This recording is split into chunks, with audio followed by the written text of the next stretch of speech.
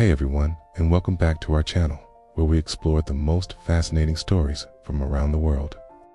Today, we'll be diving deep into the heart of Africa for a chilling and thought-provoking folktale, The Hunter and the Talking Skull. It's a story that has been told for generations, and it carries a powerful lesson that's just as relevant today. So, get comfortable, because you're not going to want to miss this. Our story begins with a man, a skilled hunter, known throughout his village for his prowess with the spear and his uncanny ability to track any animal. One day, he ventured deeper into the dense forest than ever before, searching for game. The air grew thick and quiet, the usual sounds of the forest fading away. After hours of walking, he stumbled into a small, sun-dappled clearing, and there, resting at the base of an ancient baobab tree, was a human skull, bleached white by the sun. The hunter, being a practical man, was about to move on when something truly bizarre happened. He heard a voice, clear as day, say, "What are you doing here?" He froze, looking around wildly. There was no one. He looked back at the skull. Surely not. He cautiously asked, "Who said that?" The skull replied, "I did." The hunter's heart hammered against his ribs. A talking skull. He had never seen or heard of such a thing. Overcoming his fear with a rush of excitement, he asked the skull, "How did you get here?" The skull simply answered, "Talking brought me here." The hunter didn't waste another moment. He scooped up the skull, his mind racing. This was incredible. A miracle. He had to show everyone. This would make him famous, maybe even rich.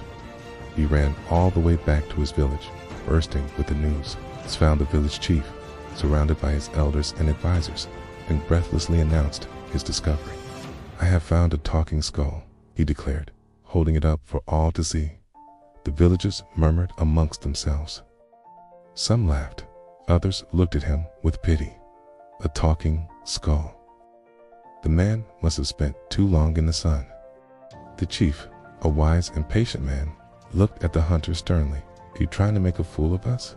Skulls do not talk." But the hunter was insistent. "It's true. I swear it." "Ask it a question," he pleaded. The chief sighed, unconvinced, but willing to put an end to the spectacle. He turned to the skull and asked, "How did you get here?" Silence. The hunter held his breath, waiting. The entire village square was quiet, every eye fixed on the skull in his hands. Nothing. The hunter, now sweating, frantically shook the skull. "Speak, please, speak. Tell them how you spoke to me in the forest." Still, the skull remained silent. The chief's patience wore thin. You have wasted our time and brought foolishness to this court," he said, his voice cold. "And for that, there is a price." The villagers, feeling deceived and mocked, turned on the hunter. As punishment for lying to the chief, he was led away to the very edge of the forest, and, in a swift and final judgment, he was executed. His body was left in the same clearing where he had found the skull.